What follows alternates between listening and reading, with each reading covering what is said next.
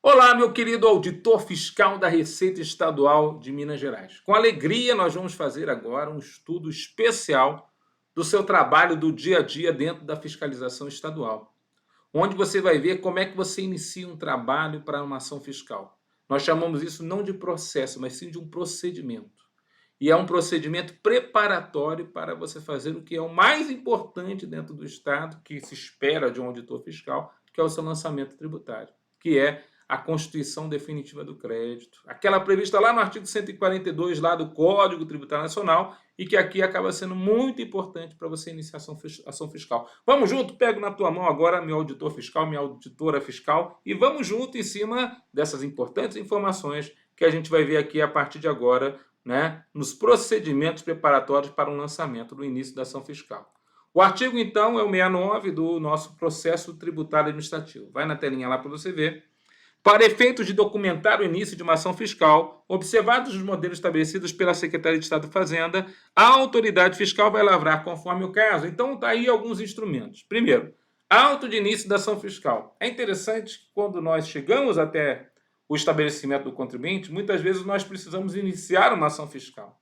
E esse auto de início de ação fiscal é justamente utilizado para esses casos. Você não tem nenhum flagrante, você não vai lavrar o auto de infração já imediatamente, você vai fazer uma análise, você vai pedir documentos.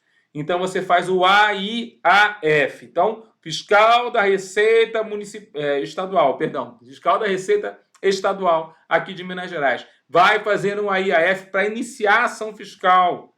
Tanto é que esse termo normalmente é entregue de forma papel, você, né, imprime o termo em duas vias, dá um termo para ele, pega lá na primeira via sua a assinatura dele, ponto, ele tá notificado. Agora, pode ser que esse termo seja feito num livro importantíssimo, o livro mais importante que a fiscalização adota, que é o chamado Rudifito.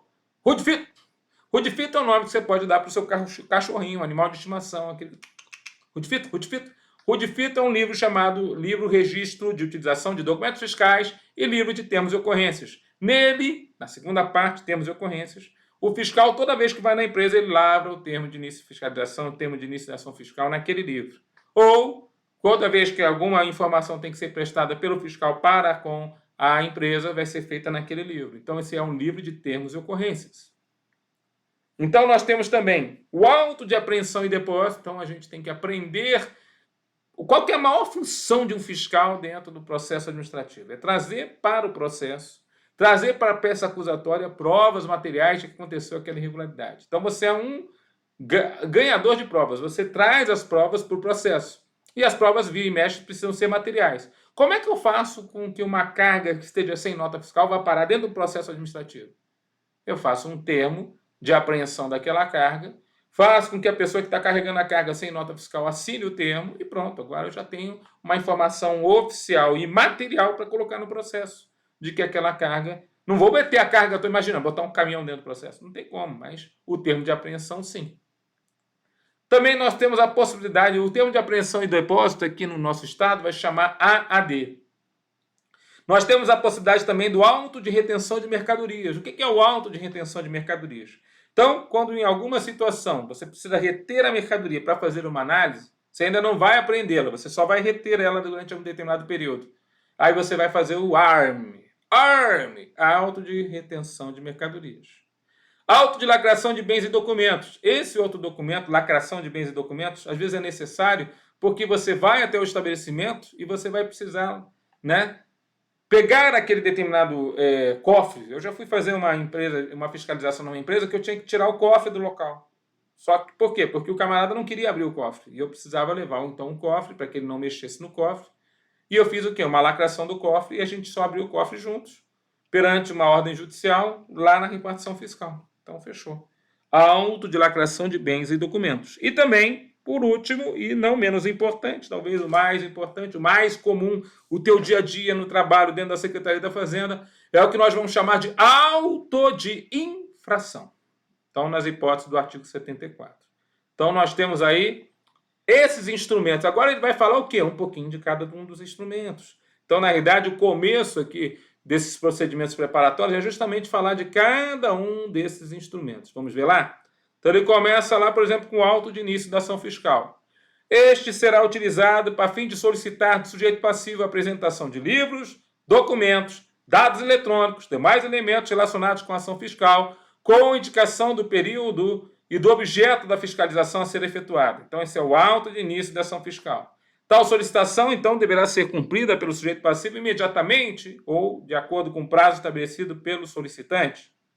Excepcionalmente, esse auto poderá ser lavrado. Olha lá o livro, ó. O livro é o RUDIFITO, Livro de Utilização de Documentos Fiscais e Termos de Ocorrências, considerando-se intimado o sujeito passivo no ato da lavratura. O auto terá, então, validade por 90 dias, podendo, então, ser prorrogados por iguais e sucessivos períodos pela autoridade fiscal. Então, é interessante que esse auto de início da ação fiscal ele tem um efeito muito importante. Qual que é o efeito mais importante de você, a princípio, informar, né, para o contribuinte que ele está sob ação fiscal? É justamente tirar dele a espontaneidade. Lembra que a denúncia espontânea é aquela denúncia que se inicia somente enquanto no iniciar da ação fiscal? Mas se você lavrou o auto de início de ação fiscal, acabou a espontaneidade. Então, na verdade, uma coisa é contra a outra. Se você apresentar esse auto, a espontaneidade acabou. Se você não apresentar esse auto, a espontaneidade ainda existe. E o que revela a espontaneidade? A possibilidade do contribuinte correndo na repartição fiscal, pagar o tributo mais os juros e fugir da multa punitiva. Ou seja, ele está em situação irregular, mas ainda não foi fiscalizado. Ele vai lá, paga o tributo, paga juros, mas não paga a multa punitiva. Só paga a multa pela mora, pela demora, pelo atraso. Tudo bem? Agora, veja, se for esgotado o prazo de 90 dias, vai ser devolvido ao sujeito passivo o direito de denúncia espontânea, o qual, entretanto, se ele não for exercido, ensejará a lavratura do auto de infração, independentemente de formalização de início de ação fiscal. Tudo bem? Então, fechamos. Na hipótese de cumprimento do mandado de busca e apreensão, o auto de início da ação fiscal terá validade, então, por 180 dias. Então, pode ser que seja necessário você entrar na casa do sujeito. E para você entrar na casa do sujeito, porque você tem algum bem lá que você acha que a princípio responde por alguma situação de dívida tributária, você tem que entrar com mandado de busca e apreensão.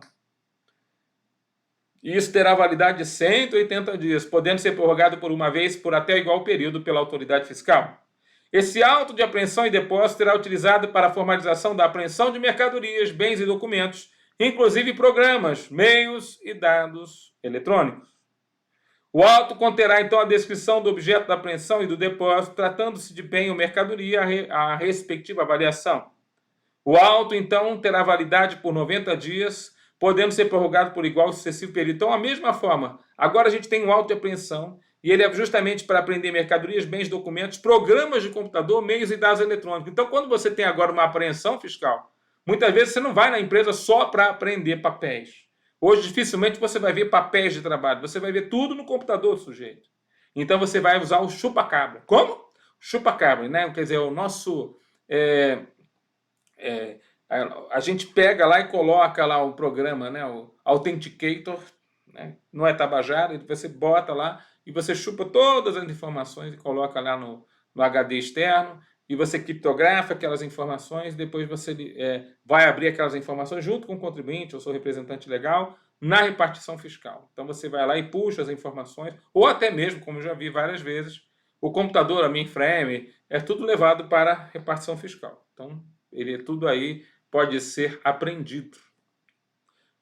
O auto conterá a descrição do objeto da apreensão e do depósito, a validade é 90 dias prorrogáveis, expirado o prazo, o contribuinte, né? E a apreensão e o depósito vão permanecer válidos até a devolução devidamente documentada do objeto apreendido ao seu titular.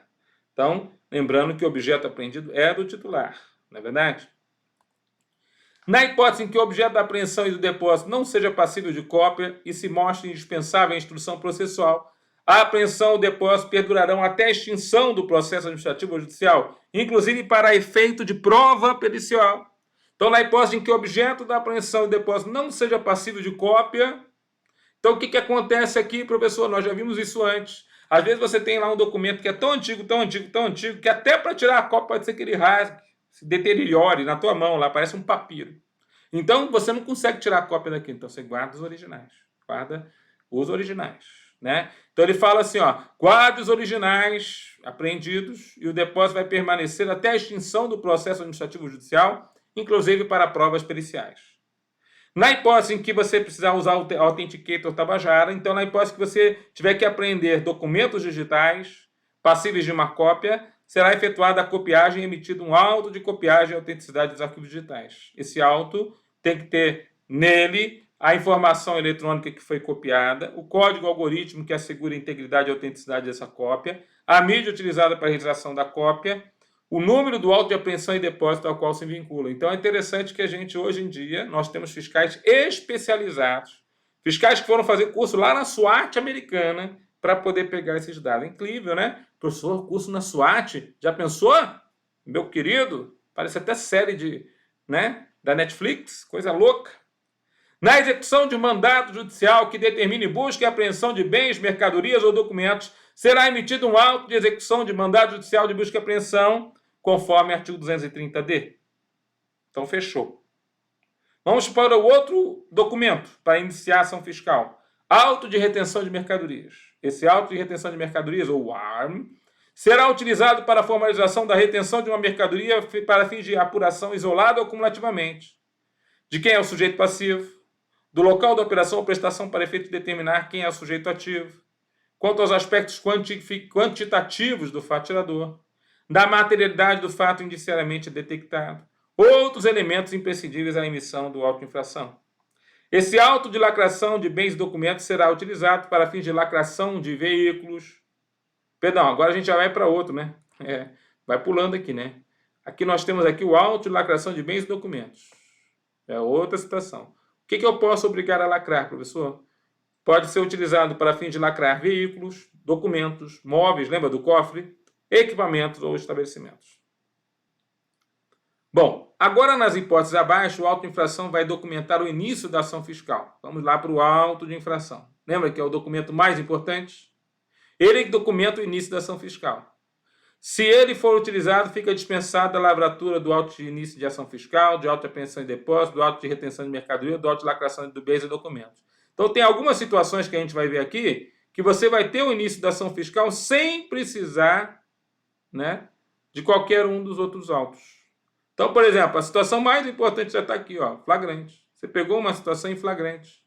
Flagrante infração à legislação tributária. Ou você está em trânsito de mercadorias. Então, a empresa está em trânsito de mercadoria e você pegou ela no posto fiscal de trânsito. Então, são situações que você vai lavrar o auto de infração. Bom, por que eu acho isso importante? Porque isso tem tudo cara de questão discursiva. Então, além de você ter um auto de apreensão de livros e documentos, além de você ter um auto de retenção de mercadorias, você tem um auto de infração. E você citar o auto de infração e o importante artigo 74, que é justamente as hipóteses que você usa o auto de infração, e você vai ver que tem um monte aqui. Meu querido, isso aqui numa prova de legislação tributária, na prova discursiva, salta aos olhos a possibilidade de você pegar aquela prova e detonar, tirar 10, o cara falar, meu Deus, eu estou de frente de um fiscal, que loucura, o cara é fiscal, já nasceu fiscal, tem perfil de fiscal, olha o jeitão que ele fez essa prova, preciso dele aqui no Conselho de Contribuintes. Em se tratando de crédito tributário de natureza não contenciosa, que independa de informações complementares do sujeito passivo para sua formalização. Então, se for um crédito tributário de natureza não contenciosa e aquilo independe de informações complementares, já posso fazer o auto de infração.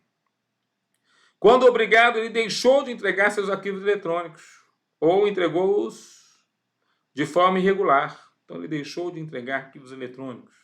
Também auto de infração.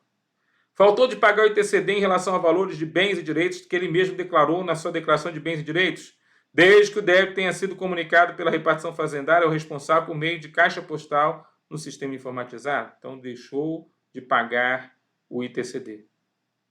Então, nesses casos, na lavratura do auto de início da ação fiscal, do auto de apreensão de depósito, da auto de retenção de mercadoria, de auto de lacração de bens e documentos, em se tratando de uma intimação pessoal, veja, intimação pessoal, será então colhida a assinatura do sujeito passivo, ou seu representante legal, um mandatário, um preposto, um contabilista autorizado a manter a guarda dos livros e documentos. Agora, para efeitos do disposto no caput, considera-se preposto. Quem é o preposto? É uma pessoa que, no momento da ação fiscal, encontra-se responsável pelo estabelecimento ou pelo veículo transportador. Dá um exemplo preposto, professor. Eu vou lá fiscalizar o posto de gasolina, vou lá, pergunto sobre o dono. O dono não está lá, mas está lá o frentista acabou de me receber, ele está lá prestando seu serviço, ele é um preposto. Posso notificar aquele preposto? Pode notificar o preposto. Ele vai poder assinar e a intimação vai ser considerada como se fosse pessoal. É claro, né? Veja, o preposto está lá dentro das situações de assinar aquele documento e aquilo vai se tornar pessoal. Veja, ele está na lista aqui, ele está junto com o sujeito passivo, com o representante legal, o mandatário e o frentista do posto de gasolina. É bom ter um exemplo, que salta os olhos, cai na prova. Na hipótese de recusa do recebimento, então, nem o preposto quer aceitar ser intimado. Ele pode falar, né? Já vi várias situações, o cara fica com tanto medo, tem que dar o CPF. Não vou fazer isso não, o chefe não está aí, eu não vou fazer isso não faço nada. Então, ó, na hipótese de recusa de recebimento de qualquer dos documentos referidos no artigo 75, será registrado tal fato no próprio documento, procedendo-se então à intimação por via postal com AR, ou por meio de publicação no Diário Oficial dos Poderes do Estado, ou pelo Diário Eletrônico da Secretaria de Estado da Fazenda, ou de forma preferencial ele vai receber no seu domicílio tributário eletrônico. Veja, tudo bem, não quer receber pessoalmente? Eu vou mandar para você por correio, por Diário Oficial, por Diário Eletrônico, até no seu domicílio tributário eletrônico. Em algum lugar você vai estar recebendo essa intimação. Então, só vai demorar mais um pouquinho, você entendeu? Mais um pouquinho. Então, ele pode recusar-se a receber, mas ele vai receber de outra forma. Tá certo? Bom, aí tem uma parte aqui na nossa legislação que fala de solicitação de informações a instituições financeiras. Aqui, é claro, estamos falando da quebra do sigilo bancário. Vamos lembrar que depois agora de 2017, o Supremo Tribunal Federal declarou que o sigilo bancário ele é protegido pelo sigilo fiscal. Ou seja, as informações junto aos bancos dos contribuintes devem ser tranquilamente repassadas para o fisco mediante um processo administrativo regular ou um procedimento em andamento e aquele sigilo fiscal vai proteger aquelas informações. Ou seja, na verdade, o que a gente vê hoje é que basta um processo administrativo regular acontecendo, você tem as informações todas bancárias do contribuinte e isso ajuda a fiscalização. Então, veja, a Secretaria de Estado da Fazenda poderá requisitar informações relativas ao sujeito passivo da obrigação tributária, objeto do processo tributário administrativo ou do procedimento de fiscalização em curso, bem como de seus sócios, administradores ou terceiros, ainda que indiretamente vinculados aos fatos ou ao contribuinte, desde que, em qualquer caso, as informações sejam indispensáveis, conforme o artigo 204 da Lei 6763. O auditor, então, poderá examinar livros, registros de instituições financeiras, entidades a ela equiparadas, inclusive os referentes a contas de depósito, aplicações financeiras da pessoa física ou da pessoa jurídica, desde que exista processo tributário administrativo instaurado ou procedimento fiscal. É o artigo 6º da Lei Complementar 105/2001, a Lei de Sigilo Bancário, em curso e o exame da referida documentação seja considerado indispensável. Então, veja, basta o sigilo bancário é protegido pelo sigilo fiscal. Então, basta um processo tributário administrativo ou um procedimento fiscal em curso. E eu já posso pedir, então, a quebra do sigilo. Vocês entenderam aqui? Professor Tudão. E eu peço a quebra do sigilo, né? E o que é um procedimento fiscal em curso? Fala a lei aqui para nós. É um procedimento fiscal auxiliar exploratório, no caso do inciso 2 do artigo 66. Lembra aquelas situações que você vai pegar dados? Ou do 67, inciso 3, desde que o sujeito passivo esteja cientificado do seu início. Ou é o próprio auto de início da ação fiscal. Bom, o exame da documentação poderá ser tido por indispensável, entre outras hipóteses, quando existir uma fundada suspeita de que os documentos não reflitam os valores reais da operação ou prestação de serviços, inclusive se for um comércio exterior, aquisição ou alienação de bens ou direitos, tendo por base os correspondentes valores de mercado. Então, o que acontece? Eu tenho uma importação, a importação se deu de um determinado valor, mas no final das contas não está batendo o valor que a princípio veio como o valor da importação e que foi tributado, com o valor que entrou no caixa. Então, o banco tem o valor real, que entrou na conta. Então, às vezes, ele combinou com o exportador estrangeiro, ó, faz meia nota, faz uma nota baratinha, faz uma nota... E aquilo passou na alfândega, mas não passa do banco. Tiver ocorrido a obtenção ou concessão de empréstimos de pessoas jurídicas não financeiras ou pessoas naturais, o sujeito passivo ou a pessoa envolvida omitisse na comprovação do efetivo recebimento ou transferência de recursos. Às vezes ele vai falar que houve empréstimo do sócio para com a empresa ou doação do sócio para com a empresa e nunca tem essa movimentação financeira. Na realidade, é o caixa 2 da empresa que está alimentando aquela situação. Então, também é a situação que a gente pega junto às informações bancárias. Isso é muito bom. ou existir fundada suspeita de omissão de receitas. Aqui no artigo 78 eu já tenho claramente algumas informações interessantíssimas para a prova de auditoria. Porque quando você tem uma omissão de receita, você normalmente, no caso do ICMS, é venda sem nota fiscal. Porque o camarada vende sem nota, então ele não pode, a princípio, apresentar aquela receita como uma receita contabilizada. Então ele omite a receita. Rendimentos ou ganhos líquidos sujeitos à tributação do Estado. Ou tiver sido constatada a realização de gastos ou investimentos em valor superior à disponibilidade financeira. Então, houve uma constatação de gastos ou investimentos em valores superiores à disponibilidade financeira. Ou não tiver sido documentada qualquer situação que dê ensejo à incidência do tributo estadual. Veja, olha que interessante, quer dizer, ele está gastando mais daquilo que ele diz que entra. Caixa 2, venda sem nota, omissão de receita. Ou ele não documenta aquilo que a princípio tem incidência do tributo estadual, venda sem nota. Ou existir fundada suspeita de uma simulação de ocorrência do fato gerador do tributo estadual, ou hipótese que envolva estruturação fraudulenta de operações mercantis, financeiras ou serviços, ou disposição fictícia de sociedade ou de pessoas. Então o camarada inventa situações também, está inventando, está criando situações. Omissão de receita. Ocorrer a realização de operações ou prestações de serviço por pessoa natural ou jurídica não inscrita no cadastro contribuinte da Secretaria de Estado da Fazenda, quando obrigada ou em situação cadastral irregular. Então, ocorreu a realização de operação ou prestação de serviço por pessoa natural ou pessoa jurídica não inscrita no cadastro. Então, se a pessoa não está inscrita, com certeza ninguém vai pagar esse tributo, porque o que não está inscrito não tem como, a princípio, fazer a apuração do imposto, não tem livro fiscal e assim por diante. Ocorrer identificação incorreta, falta de identificação ou recusa de identificação dos controladores ou beneficiários de empresas de investimento sediadas no exterior, que figurem no quadro societário ou acionário da empresa. Então, há uma identificação incorreta sobre a falta de identificação ou recusa de identificação dos controladores. O que são essas aqui? São as empresas offshore. Já ouviu falar? Empresas que têm sócio no exterior, que normalmente têm a sua sede em paraísos fiscais para não pagar menos tributação. Então, essas empresas a gente tem um olho grande ali para saber o que está acontecendo ali por trás. Houver indícios de inadimplência fraudulenta relativa a tributo estadual em decorrência de fundada suspeita de existência de recursos não regularmente contabilizados. Transferência de recursos para empresas coligadas ou controladas ou para sócios. Então, houver esses indícios de inadimplência fraudulenta. Ocorrer a prática de atos ou fatos supervenientes ao lançamento tendentes a obstar ou dificultar a cobrança do crédito tributário, de modo a ensejar a aplicação pelo fisco de uma norma de responsabilidade solidária de terceiro em razão do interesse comum, em especial de sócios e administradores ocultos ou não. Então aqui a gente está tentando pegar até um terceiro, né, como responsável tributário para a gente ver se a gente consegue de alguma forma pegar aquela situação irregular.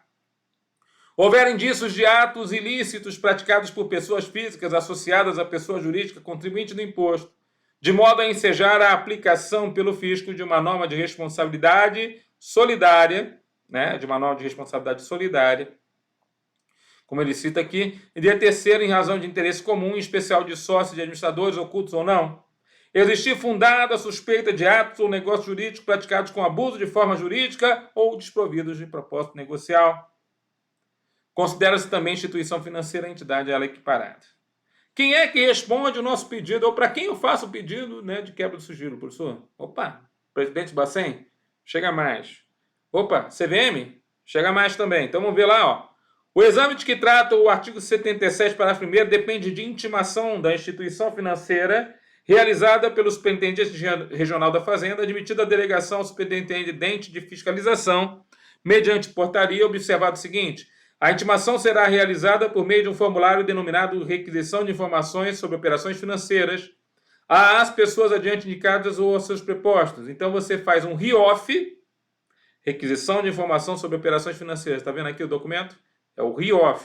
Você vai fazer um RIOF para o presidente do Banco Central, para o presidente da CVM, para o presidente da instituição financeira ou entidade a ela equiparada, para o gerente de uma agência de instituição financeira ou entidade a ela equiparada.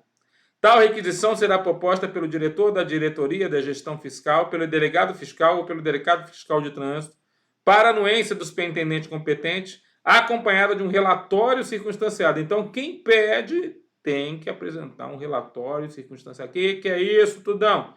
É um relatório em que você explica com precisão e clareza as razões pelas quais você está mandando fazer tais exames, sendo eles considerados, então, indispensáveis, bem como o período abrangido e a identificação das pessoas físicas ou jurídicas cujos ilícitos estão sendo apurados. Caramba, Tudão, então tem um monte de informação aqui que eu considero interessante, né? Nesse início de procedimento fiscal. Justamente informações que são exatamente relacionadas à necessidade da quebra do sigilo. Se eu quero o sigilo quebrado, eu tenho que, a princípio, relatar o porquê que eu tenho desconfiança de que aquilo é necessário. Entendi, Tudão. Essa requisição será precedida de uma intimação das pessoas físicas ou jurídicas, de seus sócios, administradores ou terceiros, ainda que indiretamente vinculados aos fatos ou ao contribuinte, para apresentação de informações sobre movimentações financeiras. A intimação de que trata o caput somente será considerada atendida mediante a apresentação de todas as informações requisitadas em 15 dias contados de seu recebimento, podendo esse prazo ser prorrogado por igual período a critério da autoridade competente. Então, você tem lá um prazo de 15 dias que é dado e pode haver a prorrogação para poder, né, atender aquela intimação. O destinatário da intimação responde pela veracidade e integridade das informações prestadas. Vamos lembrar o seguinte, já botei o banco na história. Você tem que entregar as informações. Se você entregar de forma irregular, você responde por isso. As informações prestadas pelo destinatário da intimação poderão ser objeto de confirmação em instituição financeira ou entidade a lei equiparada, inclusive por intermédio do Banco Central do Brasil ou pela CVM a critério do fisco. Então, na idade, você pode ter até uma confirmação daquelas informações. Os dados e informações a serem fornecidos pela instituição vão compreender dados cadastrais de quem é o titular da conta, a gente quer saber quem é o dono do dinheiro. Valores individualizados dos débitos e dos créditos efetuados no período indicado na aquisição, a gente quer saber, né, quanto de débito, quanto de crédito cada conta tinha. Outros dados e informações constantes em documentos, livros, registros, inclusive eletrônicos, bem como os referentes a contas de depósito e aplicações financeiras, então se tem valores aplicados. Serão apresentados em meio eletrônico no formato, local e prazo estabelecidos na requisição, no RIOF. Observado o disposto em portaria do subsecretário da Receita do Estado. Alcançam, inclusive, cópias impressas de documentos relativos a informações indicadas no inciso número 1, bem como esclarecimentos sobre operações efetuadas, nomenclaturas, codificações ou classificações utilizadas pela instituição ou entidade. Serão recebidos, processados, transmitidos, sistematizados e consolidados de forma segura e automática através do sistema próprio da Secretaria de Estado da Fazenda ou do ocorrente de celebração de convênios. O servidor, então, que permitir ou facilitar o acesso, olha só, aqui já tem punição, né? Opa, aqui o parágrafo único do artigo 80 já vai ter uma punição, olha só. O servidor, então, que permitir ou facilitar o acesso de pessoas não autorizadas a sistemas de informações, bancos de dados, arquivos ou autos de processos que contêm informações mencionadas nesse artigo, será então responsabilizado administrativamente, nos termos da legislação específica, sem prejuízo das sanções civis e das sanções penais cabíveis. Então veja que o nosso colega servidor poderá ser responsabilizado. No caso aqui, esse servidor aqui pode ser o servidor que autorizou o sistema, né, o acesso ao banco de dados, aos arquivos, né, ele vai ser responsabilizado de toda forma e a sanção não é só administrativa, perder o cargo ou ser punido. A sanção pode ser civil, reparação de dano ao erário e penal, cometimento de um crime. Sem prejuízo das disposições anteriores, poderão ser utilizados para apuração do crédito tributário dados de instituições financeiras, inclusive os referentes a contas de depósito e aplicações financeiras, obtidos diretamente do contribuinte, do responsável de terceiro, mediante intimação ou mediante um regular procedimento de apreensão. As informações, então, obtidas nos termos desse artigo, poderão ser objeto de confirmação junto a instituições financeiras, inclusive por intermédio do Banco Central e da CVM.